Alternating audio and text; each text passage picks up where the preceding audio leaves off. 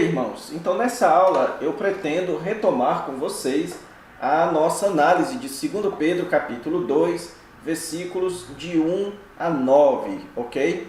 Mas antes disso, vamos aqui retomar o esboço da sessão. A sessão que nós estamos vendo é essa sessão de número 3 aqui, que começa no capítulo 2 e encerra na metade do capítulo 6. Capítulo 2, versículo de 1 até 13 a 16. Eu expliquei a vocês na aula passada que esta sessão da segunda carta de Pedro, ela será mais centrada na questão dos falsos mestres. O apóstolo Pedro vai tratar a respeito da inserção dentro da igreja de falsos mestres. Ele trata de dois problemas básicos destes falsos mestres. O primeiro é o antinomianismo ou antinomismo, certo? No capítulo 2, que é as práticas libertinas, as práticas imorais dos falsos mestres. Depois, no capítulo 3, a questão será mais escatológica. O apóstolo Pedro vai combater o falso ensino deles a respeito da volta do Senhor Jesus Cristo. O texto que nós estamos analisando, do versículo de 1 a 9, é a primeira parte desta sessão a respeito do antinomismo. E nós vimos na aula passada, centramos a nossa atenção apenas aqui no versículo 1. Isso porque, pessoal, o versículo 1, ele é um versículo que tem um assunto de certa forma polêmico. Então vamos aqui só recapitular um pouco a nossa análise do versículo 1. Basicamente, o versículo 1, ele nos apresenta quem são os falsos mestres ou como identificá-los. Ele conecta o surgimento dos falsos mestres na era da igreja com o surgimento de falsos profetas no Antigo Testamento. Então, o apóstolo Pedro diz que assim como sempre existiram os falsos profetas, também existirão os falsos mestres. E estes falsos mestres, eles são marcados por duas características. A primeira delas é que eles introduzem dissimuladamente heresias destruidoras. Então eu expliquei a vocês que isso significa que os falsos mestres são infiltrados. Eles infiltram ensinos errados, equivocados, que causam divisões no corpo de Cristo. Então é este o sentido da palavra heresia. Então os falsos mestres, eles se infiltram no meio do povo para trazerem heresias que acabam trazendo divisão para o corpo. O grande exemplo moderno que eu dei na aula passada, é o exemplo da atual teologia da prosperidade. Então, a teologia da prosperidade é uma heresia porque ela modifica a verdade do Evangelho que acaba prejudicando a igreja de Cristo, acaba tirando a unidade do corpo de Cristo, criando um tipo de igreja evangélica que só parece cristã, mas de fato são igrejas centradas na figura do homem, ou centrada na glória do homem. Então, o primeiro elemento do falso mestre é que eles introduzem heresias. O segundo elemento, e aí sim a parte mais polêmica do texto, é quanto a essa parte B do texto que fala deles renegando o soberano Senhor que os resgatou. Eu apresentei para vocês aqui várias possibilidades de tradução, porque que eu não concordo com alguma delas e apresentei a que eu entendo ser a melhor interpretação. Este é um versículo crucial no debate entre calvinistas e arminianos, ou mesmo entre calvinistas que creem na expiação limitada contra aqueles que creem na expiação ilimitada. Então, aqueles que creem na expiação ilimitada utilizam esse texto dizendo que a interpretação dele é que Jesus providenciou um resgate, inclusive pelos falsos mestres, o que indica que esse resgate foi pelo mundo todo e que eles estavam renegando a este Senhor que providenciou este resgate. A minha crítica quanto a esta interpretação do texto é que o apóstolo Pedro não fala em tom de providência. Ele fala em tom de eficácia. O Senhor Jesus, de fato, resgatou, é como se ele estivesse dizendo, de fato resgatou os falsos mestres. Então, a única saída que nós temos é negar que Pedro esteja de fato querendo dizer que Jesus os resgatou, porque senão Pedro estaria dizendo que Jesus havia salvo ou resgatado falsos mestres. Então, qual é a nossa saída de interpretação aqui? Nós fomos até o versículo 20 e 21 do próprio capítulo 2, mostrando que estes falsos mestres eram pessoas que haviam abraçado a fé cristã. Eles haviam entendido a linguagem, a postura, o estilo de vida, o comportamento cristãos. Mas eles passaram então disso para uma vida libertina. Então a ideia que o apóstolo Pedro está dando é que eles estavam vivendo na prática, renegando então ao Senhor que eles afirmavam que haviam resgatado. Se eles afirmavam que eram cristãos, a vida deles exibia que eles estavam negando o Senhor que os havia resgatado. Então Pedro aqui não está afirmando que Jesus os resgatou, mas dizendo aqui que eles estavam negando o Jesus que eles afirmavam que havia os resgatado. É basicamente essa a ideia. É o que o erudito do Novo Testamento, Thomas Schreiner, chama de linguagem fenomenológica de Pedro aqui. Pedro está apenas descrevendo o que eles diziam e não afirmando que Jesus de fato havia morrido por eles. Então, quais são as duas características de um falso profeta ou de um falso mestre? Primeiro, ele introduz heresias perigosas, infiltradas, dissimuladoras. E segundo, eles não vivem na prática aquilo que eles mesmos pregam, ok? Então isso foi o que nós vimos na aula passada no versículo 1. Nessa aula, então, nós vamos avançar e analisar aqui do versículo 2 até o versículo 9. Mas eu lembro de encerrar a aula passada explicando a vocês que o versículo 1 termina abordando a temática do juízo. Pedro está aqui afirmando que por conta de serem infiltrados, de serem pessoas que infiltram heresias e que vivem uma vida que renega o Jesus que eles afirmam que haviam os resgatado, eles estavam trazendo sobre si uma repentina destruição.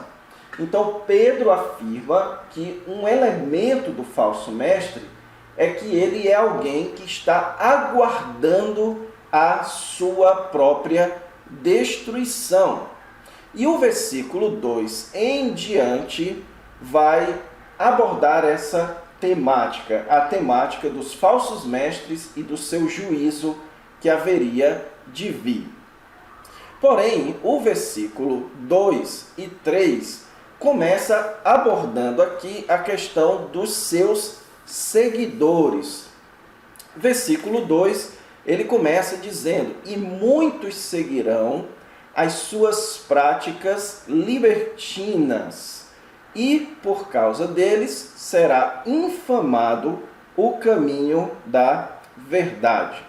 Então veja aqui que ele já começa a descrever como era um pouco a prática destes falsos mestres que renegavam o Senhor. Ele diz aqui: muitos seguirão as suas práticas libertinas. Essa expressão aqui traduzida por práticas libertinas, ok? Ela é uma expressão que geralmente está conectada a práticas imorais, certo? Então, libertinagem é o mau uso da liberdade. Então, uma prática libertina é uma prática que extrapola os limites. Então, quando o apóstolo Pedro diz que os falsos mestres possuíam práticas libertinas, a ideia é que eles estavam extrapolando os limites, tendo uma vida prática que não era condizente com aquilo que o Evangelho ensina. Isso é demonstrado, por exemplo, em Gálatas capítulo 5, versículo 19, quando o apóstolo Paulo diz: as obras da carne são conhecidas e são prostituição, impureza e lascívia. Então, a mesma expressão de prostituição, impureza e lascívia, a mesma ideia é a ideia de práticas libertinas, práticas conectadas à imoralidade. Então, Pedro está dizendo que muitos seguirão as suas práticas libertinas. Veja também, eu quero destacar aqui a ideia de muitos, pois Pedro ele está estabelecendo aqui uma ideia, ok? E qual é a ideia aqui? Que os falsos mestres têm os seus seguidores e que os seguidores dos falsos mestres, eles não são poucos, eles são muitos. Os falsos mestres, eles possuem muitos seguidores. E que o resultado disso é que o caminho da verdade seria infamado. Veja aqui a palavrinha infamado, certo? A palavrinha infamado aqui, irmãos, quer dizer que o caminho da verdade cairia em má fama. Isso é algo muito interessante de se ver, que o caminho da verdade, por ser seguido pela minoria, e o caminho da mentira, por ser seguido pela maioria, faria com que o caminho da verdade fosse infamado, ele perdesse a sua fama, perdesse a sua boa vista perante os outros. Isso pode ser visto, se você quer entender isso daqui, olhe a nossa realidade no Brasil e no mundo também, mas focando aqui no Brasil. Atualmente, aqui no Brasil, os seguidores dos falsos mestres, de homens como Edir Macedo, homens como R.R. Soares, homens como estes grandes líderes neopentecostais brasileiros, eles têm muitos seguidores. As suas igrejas são muito cheias, de tal forma que mal vistos são aqueles que são centrados na palavra. Se você chega em uma cidade, por exemplo, a cidade em que eu estou agora, a cidade de Passo Fundo, as maiores igrejas são as igrejas que possuem os piores líderes. E as menores igrejas são as igrejas que possuem líderes mais dedicados à pregação da palavra de Deus. Isso significa que o caminho da verdade, ele não é tão famoso, ele não é tão querido, ele não é tão atraente, e é o caminho da minoria. E olha só como esse texto continua atual. O versículo 3 acrescenta aqui, também movidos por avareza. Então, Pedro nos mostra dois traços de caráter dos falsos mestres. São pessoas libertinas e são pessoas avarentas. Ou seja, o falso mestre é alguém que é movido pela imoralidade e pelo desejo da riqueza.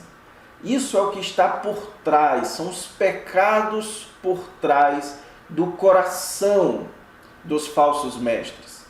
Como eles são imorais, eles fazem com que as pessoas que os sigam sejam imorais também. Então eu conheço muitos casos de igrejas que são pastoreadas por homens que já traíram suas esposas, que já estão no segundo ou terceiro casamento, e são igrejas onde a prática da imoralidade ela é bastante... na verdade, ela não é tratada dentro da igreja. Os jovens têm relações sexuais, os noivos, os namorados, e aquilo é tratado como absolutamente normal.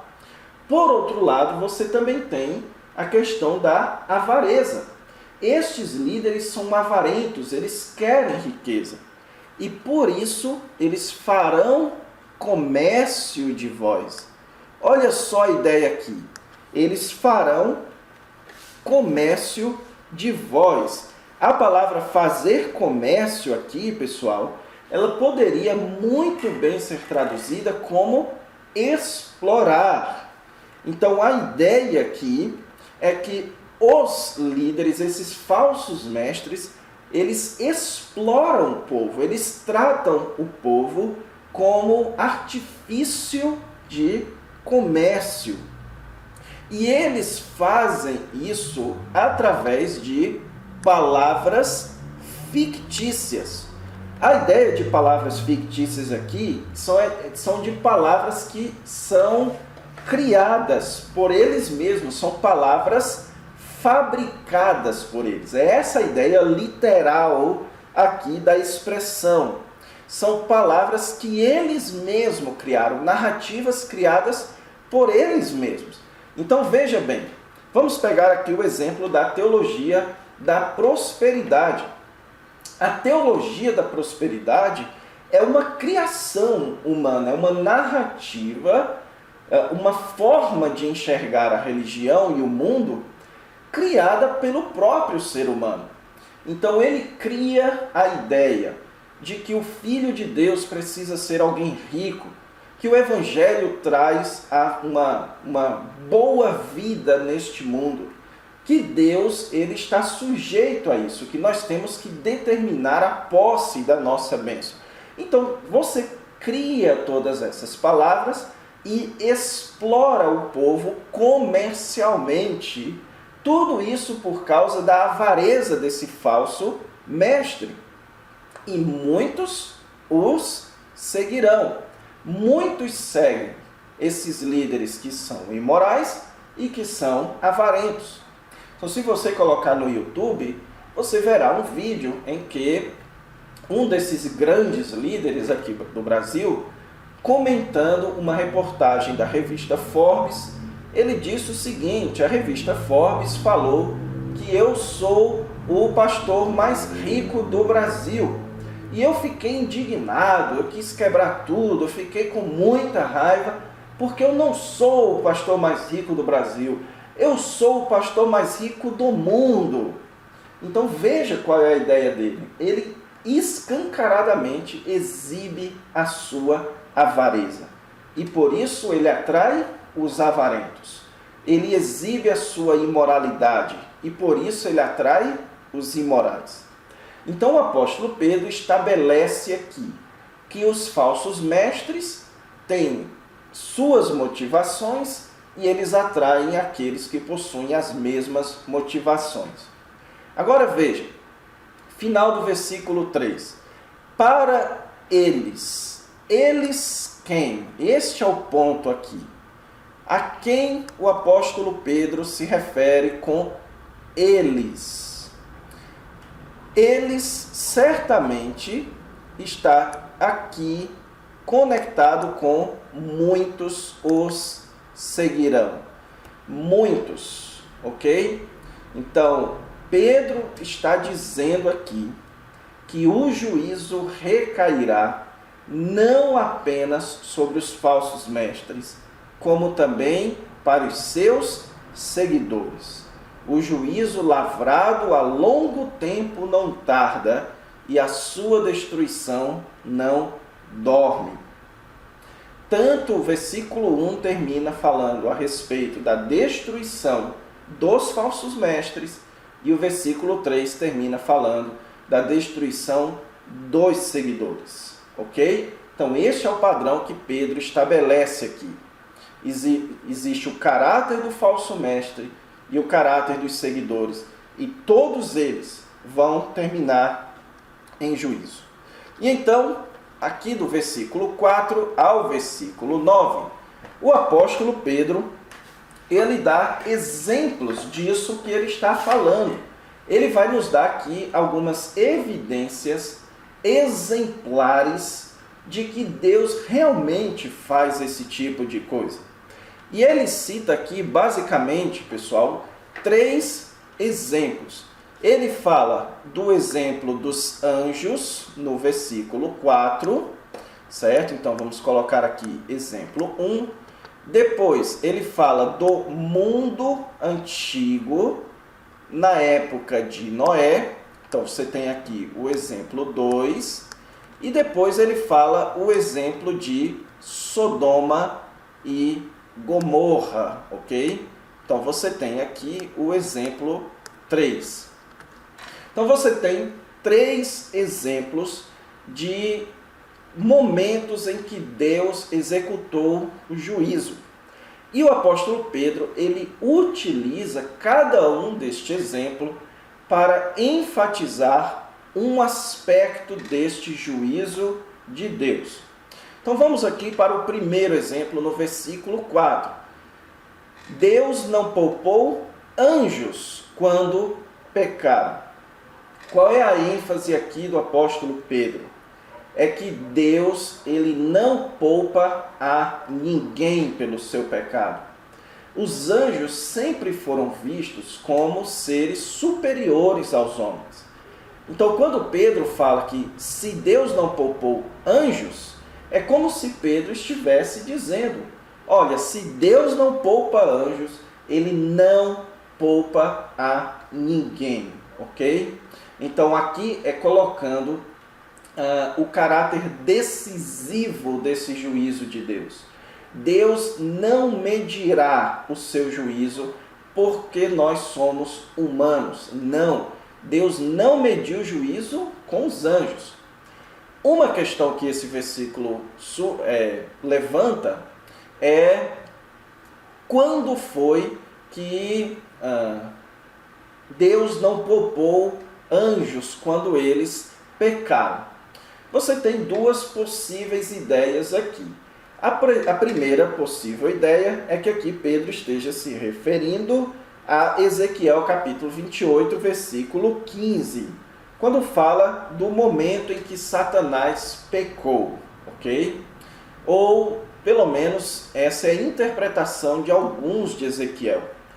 O segundo aqui a segunda possível interpretação é que aqui se refere a Gênesis capítulo 6. As 2 interpretações são baseadas em bases não muito sólidas. É importante que eu diga isso. Para que você ache que aqui se refira à queda de Satanás, Ezequiel precisa se referir a Satanás. Então você primeiro precisa defender que Ezequiel 28 fala de Satanás. Para que aqui se refira a Gênesis 6, você primeiro precisa entender que Gênesis 6 fala da queda de anjos, e não de filhos da descendência de Sete, ou da descendência de Caim, ou então de governantes, como são as opções, ok? Então, são bases não muito sólidas. O fato é que aqui Pedro está enfatizando um momento em que os anjos caíram. E então ele diz que Deus os precipitou no inferno. A palavra inferno aqui é a palavrinha Tártaros, na língua original, que diz respeito aqui a uma prisão de custódia, ok? Então Deus colocou eles no inferno, em abismos de trevas, aqui no Tártaros, reservando-os para juízo.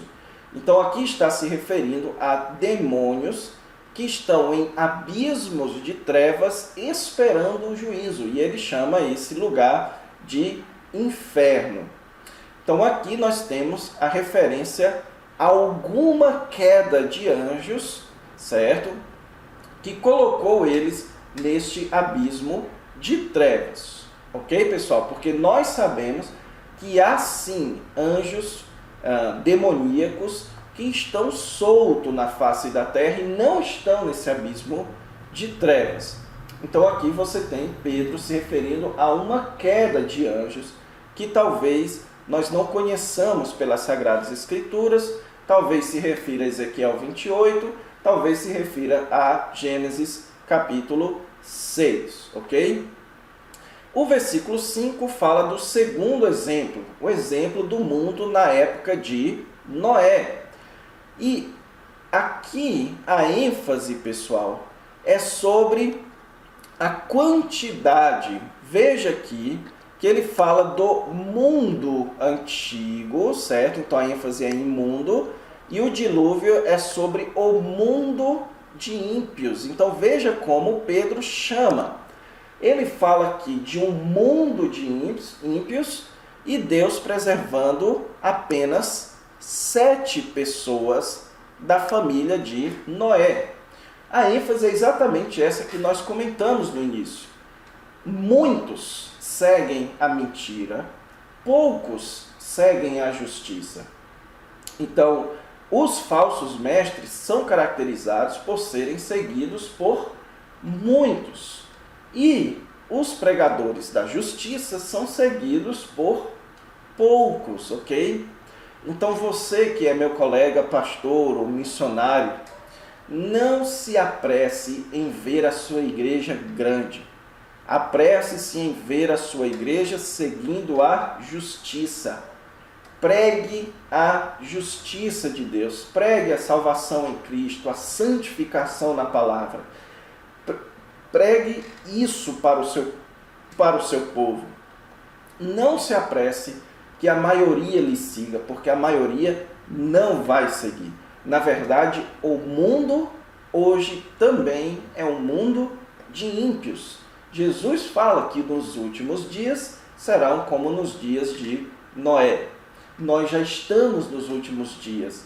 Quando o Senhor Jesus Cristo foi assunto ao céu e até a sua segunda vinda, começaram os últimos dias, onde o mundo é feito de ímpios, ok?